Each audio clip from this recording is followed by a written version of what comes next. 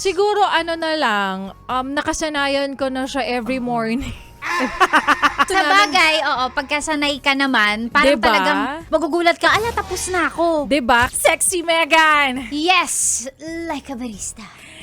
I have a question for you. Anyway, Mas gusto mo ba na pinapatagal? O gusto mo mabilisan lang to? ako gusto ko matagal. Why? Siyempre, una sa lahat, para ma-enjoy ko siya, no? Exactly. Ma-enjoy ko. Lalo na kapag kasi, bihira ko gawin to ng mag-isa lang ako eh.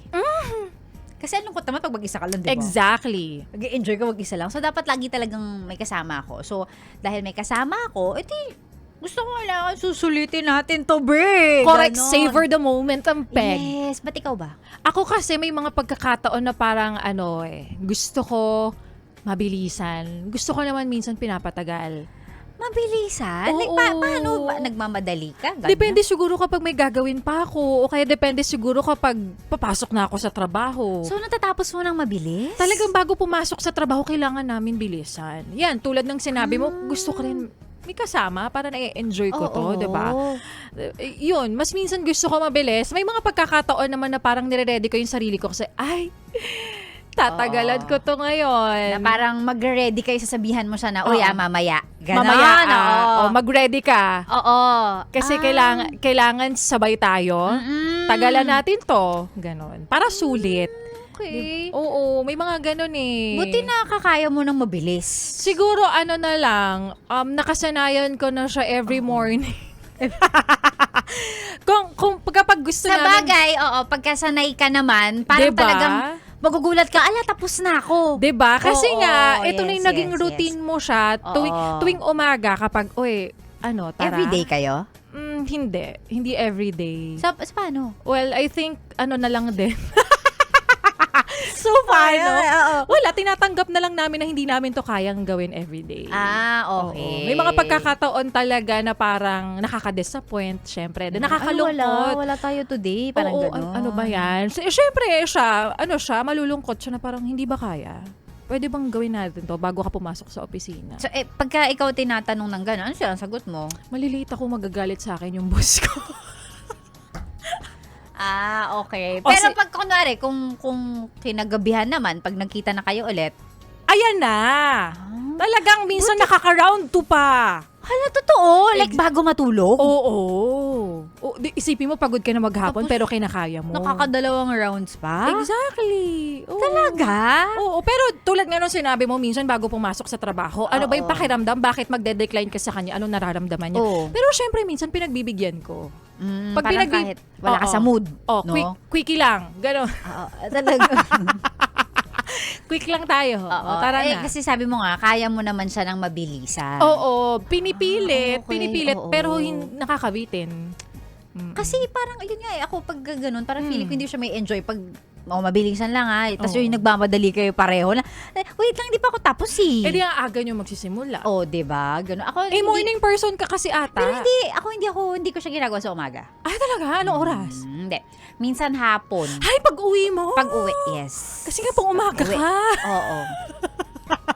Pag sa umaga kasi medyo wala pa tayo sa mood. Oo. Yung inaantok-antok ka pa, Oo. na parang hindi, mamaya na lang pag nakita tayo ulit. Di ba Ganun. pagkatapos, may ganito ka ba rin pakiramdam? Pagkatapos mong magyaya, gutom ka. Actually, pero pinipilit kong wag kumain pagkatapos. Kasi iba yung feeling eh. Ang bloated. Oo. Bloated ka parang- na nga, tapos bloated ka palalo. Oo. So sabi ko, hindi na, or minsan pagkakain man kami, pagkatapos, medyo naghihintay pa kami ng mga at least 1 hour, 2 hours, gano'n. Oo. Saka kami kakain. Ang galing ha. Talagang hapon. Guwapon. Full of energy pa yan. Yes! Or, tapos yun talagang tinatagalan namin para sakto yun, pagkakain kami, pagkatapos nun, dinner na. Tapos pagka nagkayayaan, isang round pa ulit, tapos saka matutulog. Parang gano'n din. Grabe, no? I'm so proud of you. Diba? Ano talaga yan eh, kapag ka gusto mo, gagawan mo talaga ng paraan. Ay, totoo naman yan. Diba? Siyang tunay. Oo. Ay, Tsaka kapag mahal mo. yan. At eto pa, minsan wala ka sa mood pag wala, diba? Ay, totoo yan. Yan talaga ang sobrang totoo. Sobrang totoo. Wala ka sa mood. Parang ayaw mo May makipag-usap. hinahanap ka na parang, Oo. parang may kulang sa araw ko ngayon. Yan, totoo. Diba? I think mag-a-agree din yung mga taong nanonood sa atin pag sinabi natin, ano ba to? Oo, Diba? bakit nga ba bakit parang kulang yung araw ko kasi wala tayo nito ngayon. Yes, totoo. Well, ako naman may mga pagkakataon na kahit wala, so sabi ko, sige, bawi na lang ako bukas. Bawi na lang tayo bukas.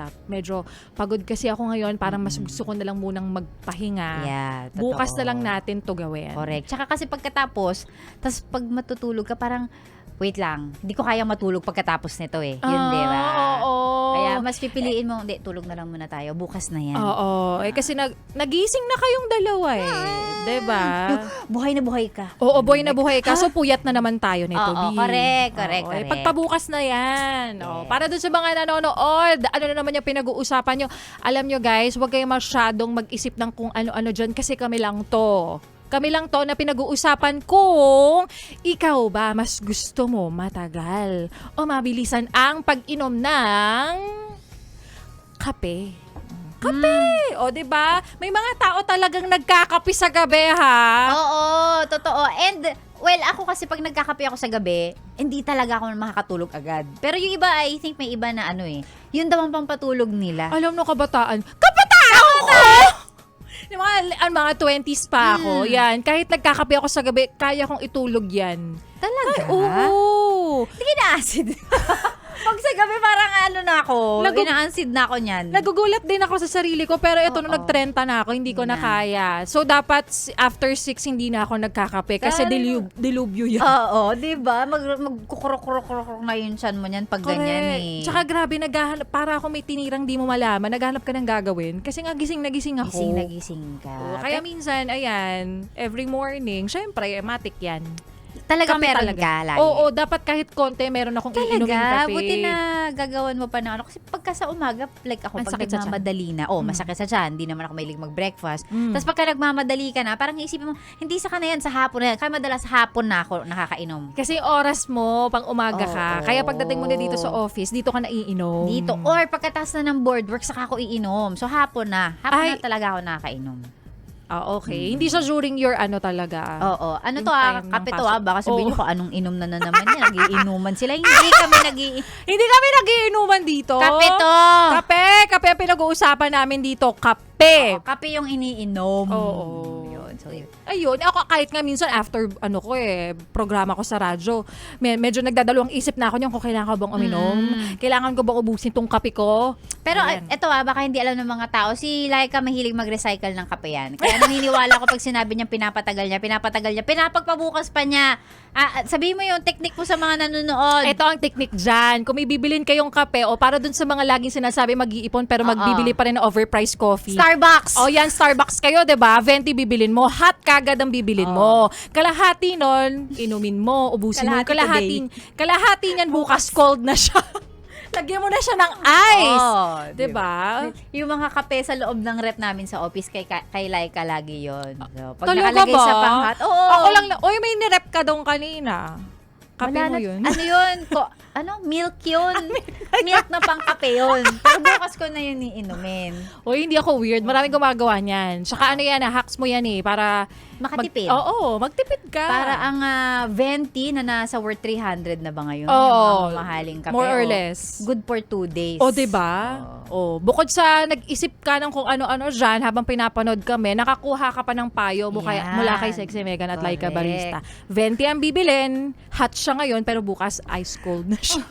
Parang lang to yung pinaksiw mong isda ng lunch, pagdating ng dinner, prito na yun. Prito na. Oo, so gano'n So talagang pag pinapatagal na kape si Laika talaga yun.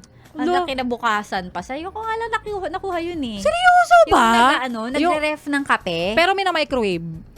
Hindi din. Kaya dito, si Maria, mahilig mag-microwave din ng kape. Basta nasa siya, babasagin at nasa paper cup siya. Oo, para uminit. Sabi ko, pwede mo kong patagalin ang buhay ng kape. Diba? Kaya yan hanggat hindi sumasakit ang siya at Yes. hanggat hindi ka nagsasabing mag-LBM ako. Kaya yan. Hanggang walang halaman.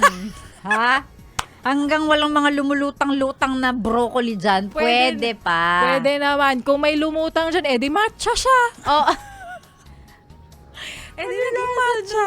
O, di ba yung macchiato mo ngayon, matcha na siya bukas. Abay, why not? may toppings ka pa nun. O, Toppings na mga kung anik-anik. o, di ba? Be resourceful. Be resourceful. Huwag ka kagad mag-isip ng ganon. Pag sinabi mong amag yan, syempre iisipin mo amag na yan. Isipin mo matcha lang yan. Ay, ang isipin mo, amag ka lang, tao ako, kaya ka ng digestive system ko, iinumin kita. Ganon. Amag ka lang, may crisis ngayon. Ganon. So, ang sagot, pinapatagal po talaga ang pag-inom ng kape, ha? Yun na. Yun na, o, diba? Ganon lang yun. O, huwag kayo nag-iisip ng kung ano-ano dyan. Kayo kabastusan. Ano pang ginagawa mo dito, ha? Sinasabi ko na nga ba eh. Solid yes friend ka talaga. Dahil nandito ka na rin lang, sige na, mag-like at mag-comment ka na. Mag-subscribe ka na rin at i-click ang notification bell Para mapasali ka sa mga kalokohan namin. Bawal na bawal mag-no dito, ha? Kasi